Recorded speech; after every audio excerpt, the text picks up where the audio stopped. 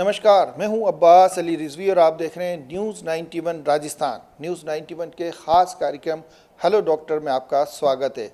Hello doctor में आज हम आपको मिलवाने वाले हैं उदयपुर के पैसिफिक हॉस्पिटल भीलों का बेदला के सीनियर सर्जन डॉक्टर केसी व्यास से, जिन्होंने एक लंबा सफ़र तय किया है और कई बड़ी सर्जरीज इस हॉस्पिटल के साथ साथ उदयपुर और इसके आसपास के हॉस्पिटल्स में की है। आइए उनसे चर्चा करते हैं और जानते हैं उनकी जर्नी के बारे में। सबसे पहले सर, बहुत बहुत स्वागत आपका हमारे इस कार्यक्रम में। थोड़ा सा आपका जर्नी, आपका किस तरह से सफ़र शुरू हुआ था और आज जो बदलाव आए उनके बारे में थोड़ा सा। नमस्कार।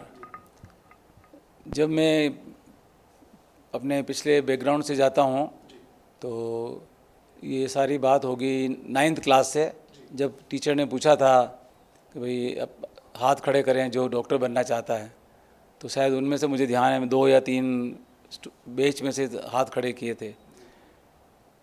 फिर का सफ़र जब है MBBS में एडमिशन हुआ तो मैंने RNT मेडिकल कॉलेज ही चूज़ किया। 1968 से मैं RNT में रहा, यहीं पढ़ाई की, MS भी यहीं से किया और 73-74 MBBS कंप्लीट करने के बाद इंटर्नशिप भीलवाड़ा से की थी। और इंटर्नशिप में ही मुझे ऐसा चांस मिला कि इंजरी वाले पेशेंट के मैंने सिर में जो चोट लगी थी टाँके लगाए, और जो मेरे सीनियर सर्जन थे उन्होंने मुझे ऐसा मौका दिया जो मैं जीवन भर नहीं भूल सकता। उन्होंने मुझसे एक तो पेशेंट के पेशाब की थैली में स्टोन था, वो उसका ऑपरेशन करवाया, और एक मैंने किसी की आंत फट गई थी, उसका डायग्नोसिस आउटडोर से ही किया था। उसमें पेप्टिक अल्सर परफोरेशन था, तो उनका आपने डायग्नोसिस किया है, आप ही इसे ऑपरेट करो, तो मैंने ही उसका ऑपरेशन किया था। और उसके बाद फिर मेरी जर्नी स्टार्ट हुई सर्जिकल कैरियर, जो मैं कुछ अलग अलग मेडिकल कॉलेजेस में रहा, प्रमोशन पे भी गया। ज़्यादातर मैं RNT में ही रहा और यहीं पर मैं प्रोफेसर एंड हेड से रिटायर हुआ। एक प्रमोशन मेरा SMS मेडिकल कॉलेज जयपुर में हुआ था, साल भर में वहाँ रहा। उसके बाद में एक प्रमोशन मेरा प्रोफेसर की पोस्ट पे जयपुर हुआ था, जोधपुर। तो जोधपुर से फिर वापस मैं उदयपुर आया। तो इस तरह से मेरा कार्यकाल रहा और फिर यहाँ से मैं उदयपुर RNT मेडिकल कॉलेज से प्रोफेसर एंड हेड 2011 में रिटायर हुआ। उसके बाद जब ये PMCH बन रहा था तो PMCH ये बेदला वाला और PIMS जो मरड़ा वाला, ये हमारे सामने ही बने, और BR अग्रवाल साहब और राहुल जी के कहने से फिर मैंने यहाँ हॉस्पिटल ज्वाइन किया, और इसी रूम में मैंने सबसे पहले ज्वाइन किया था जब ये हॉस्पिटल बन रहा था। हमारे सामने इसकी धीरे धीरे प्रोग्रेस हुई और उसके बाद 2013 से इस मुकाम पर आज पहुंचा है कि ये 5-6 मेडिकल कॉलेज में गीतांजलि के साथ साथ अग्रणी मेडिकल कॉलेज में गिना जाता है। और जो मैनेजमेंट है राहुल जी अग्रवाल, उनकी तरफ से जो फ्री कैंप लगाए जा रहे हैं वे बहुत ही एक सराहनीय कार्य है, जिससे जो पेशेंट है यहाँ ऑपरेशन के लिए, मेडिकल ट्रीटमेंट के लिए, क्योंकि यहाँ सारी स्पेशलिटी मौजूद है, तो उसके लिए वो आसपास के क्षेत्र से काफ़ी मात्रा में पेशेंट आ रहे हैं, जिनका हम जहाँ तक संभव है उचित इलाज दे रहे हैं या मार्गदर्शन कर रहे हैं। बहुत खूबसूरत डॉक्टर साहब ने एक बात बताई कि जब वो 9th क्लास में पढ़ते थे तभी से डॉक्टर बनने का सपना उन्होंने देखा था, और उसे साकार करने के साथ साथ एक अच्छे मुकाम पर आज वो पहुँचे हैं और कई बड़ी सर्जरीज उनके द्वारा की गई है। पैसिफिक हॉस्पिटल भीलों का बेदला में इस समय वे कार्यरत हैं, और उन्होंने जिस तरह से राहुल अग्रवाल जी के बारे में बताया कि जो निःशुल्क कैंप लगा रहे हैं वो एक सराहनीय कार्य किया जा रहा है। थोड़ा सा आपकी जर्नी के बारे में कोई अगर जटिल ऑपरेशन के बारे में बताना चाहें कि कोई ऐसा टिपिकल ऑपरेशन आया था जिसमें काफ़ी जटिलताएं थी और उसको आपने सफलतापूर्वक हैंडल किया। देखिए, जब हम RNT में थे तब स्पेशलिटी तो थी नहीं, तो एक दिन के बच्चे से लेकर के मुझे याद है 110 साल के रोगी में भी मैंने ऑपरेशन किया। छोटे बच्चे, उनका ऑपरेशन भी हमें करना पड़ा, उससे बड़े थे उनका भी करना पड़ा, और बाहर फील्ड में भी जाकर हमें करने पड़े। जो बाहर कैंप लगते थे चित्रंजन मोबाइल के, उसमें हम लोगों ने सुबह 8 से लेकर रात के 8 तक 2-2, 3-3 टेबल चला करके भरनिया, हाइड्रोसील, इवन लेडीज़ के हिस्टेरेक्टोमी, वो सारे ऑपरेशन संपन्न किए। और मेडिकल कॉलेज में तो सारे ही करने पड़ते हैं। दूरबीन की जांच भी है पेशेंट की, जिसको हम बोलते हैं एंडोस्कोपी, जिसे गैस्ट्रोस्कोपी, फिर बड़ी आंत की जांच दूरबीन कोलोनोस्कोपी, और उसके बाद फिर यूरोलॉजी वर्क हो गया। उसमें यूरोलॉजी में cystoscopy, catheterisation, renal stones, ureteric stones, ये सारे हम लोगों ने जो है एंडो यूरोलॉजी के हिसाब से संपन्न किए थे। सर, आरएनटी मेडिकल कॉलेज आपने चुना था, जिस समय आपने मेडिकल में प्रवेश लिया उस समय प्राइवेट कॉलेजेस नहीं थे, तो काफ़ी एक सपना जो है पूरा करना मुश्किल भरा काम होता था। किस तरह से वो सफ़र पूरा हुआ और उस हॉस्टल की यादें आज भी डॉक्टर्स के दिमाग में, तो थोड़ा सा उस जर्नी के समय कोई ऐसी घटना आपको याद हो तो? हॉस्टल में तो देखिए सभी बहुत कम समय रहते थे, ज़्यादातर ड्यूटी हमारी वार्ड में ही लगती थी जब एमएस कर रहे थे। अंडर ग्रेजुएट तो क्लासेज होती है एमबीबीएस की, तो उसमें तो क्लासेज में जाना है, एग्ज़ाम देना है।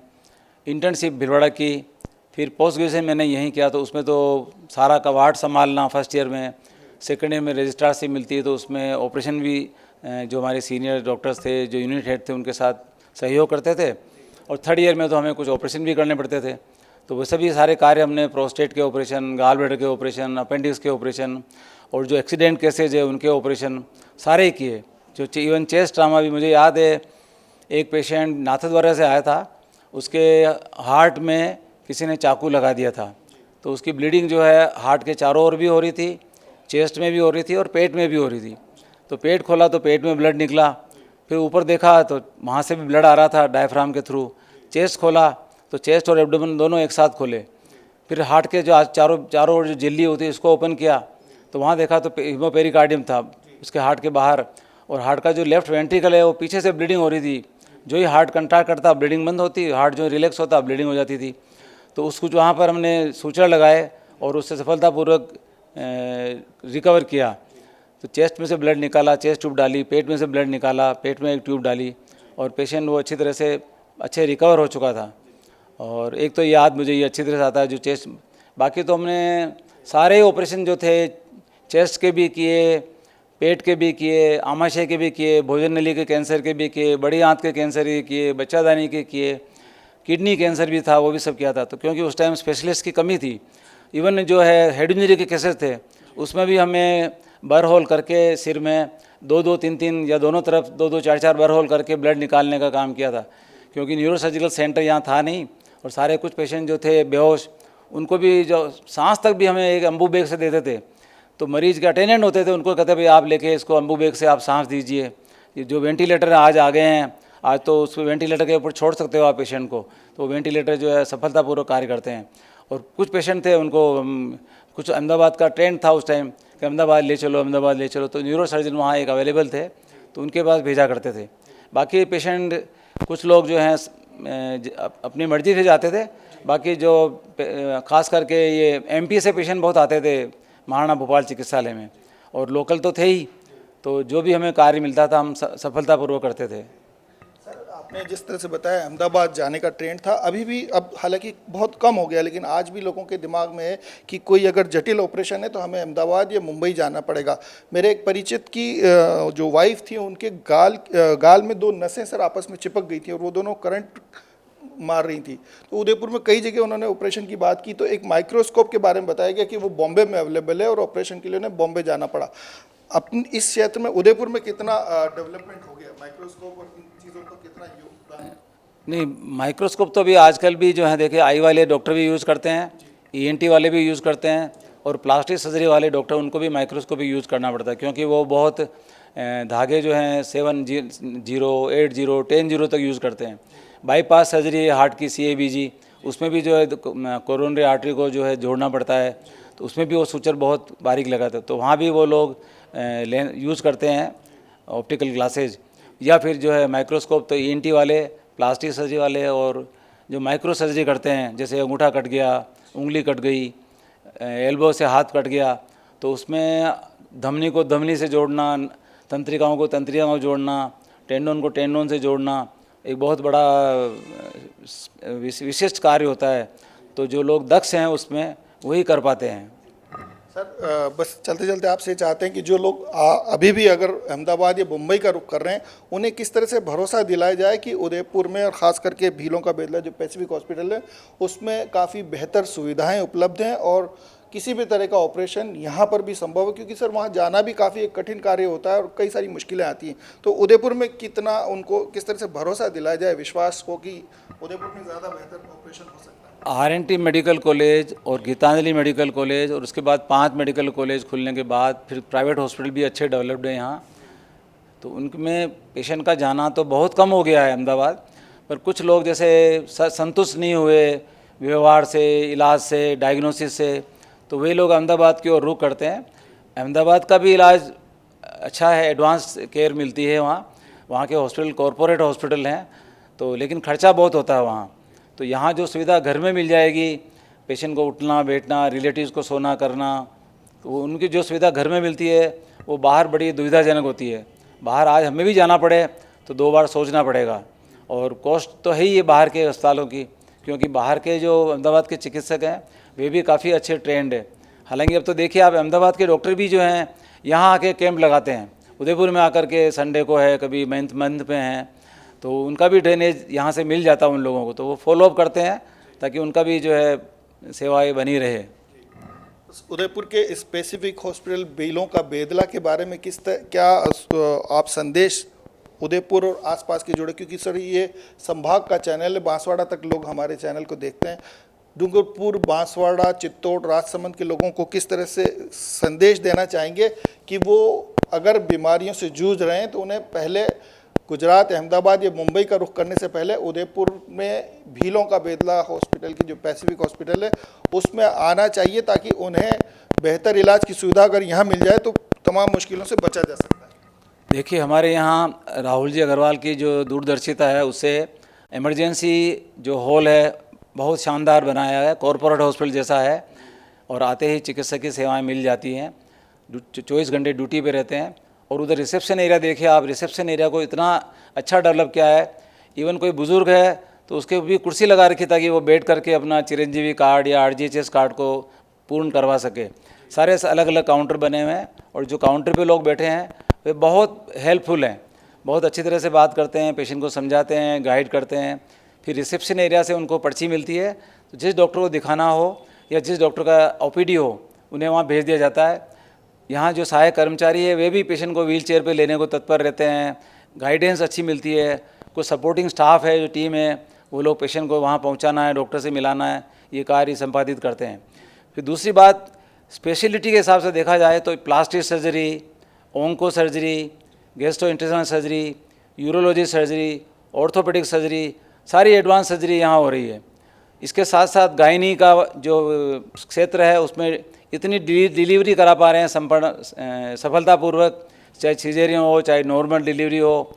तो गायनेकोलॉजी का डिपार्टमेंट भी हमारा बहुत अच्छा है, यहाँ रिसर्च भी हैं, मिसेज वाजपेयी जो हैं वे रिसर्च ओरिएंटेड हैं, और दूसरा स्टाफ भी हैं यहाँ के फिजिशियन, उनके काफ़ी पब्लिकेशन जो नेशनल इंटरनेशनल जर्नल में छपे हैं।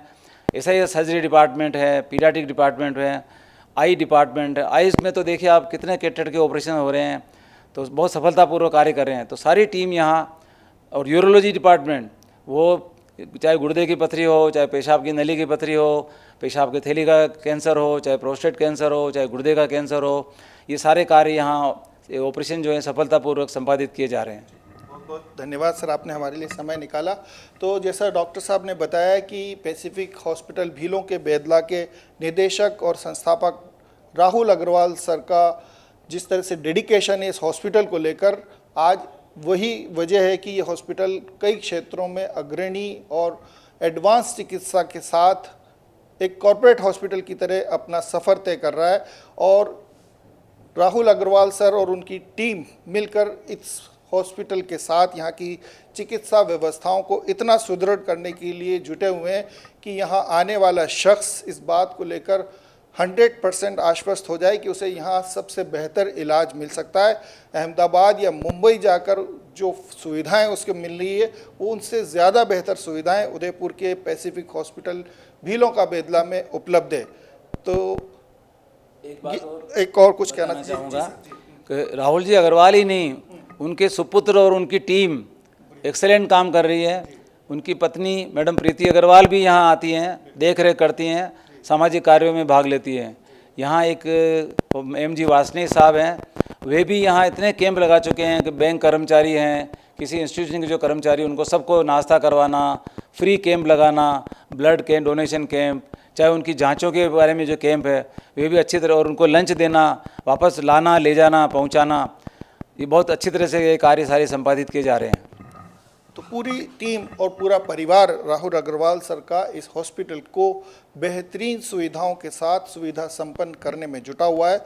अगर आप किसी बीमारी से जूझ रहे हैं और अहमदाबाद या मुंबई जाने का डिसाइड कर रहे हैं तो उससे पहले एक बार ज़रूर इस हॉस्पिटल पर आकर परामर्श लें। आपको उससे ज़्यादा बेहतर चिकित्सा सुविधाएं यहाँ उपलब्ध हो सकती हैं और वहाँ जाकर जो मुश्किलें झेलनी पड़ती हैं उनसे बचते हुए अपने आप को स्वस्थ करने का मौका मिल सकता है। दीजिए इजाज़त पूरी न्यूज़ 91 टीम को और देखते रहिए न्यूज़ 91 राजस्थान। नमस्कार।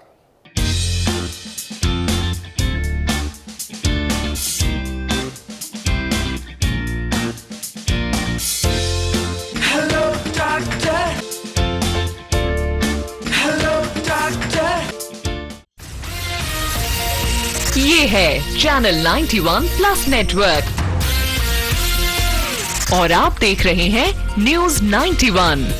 न्यूज़ 91, आवाज हम सबकी।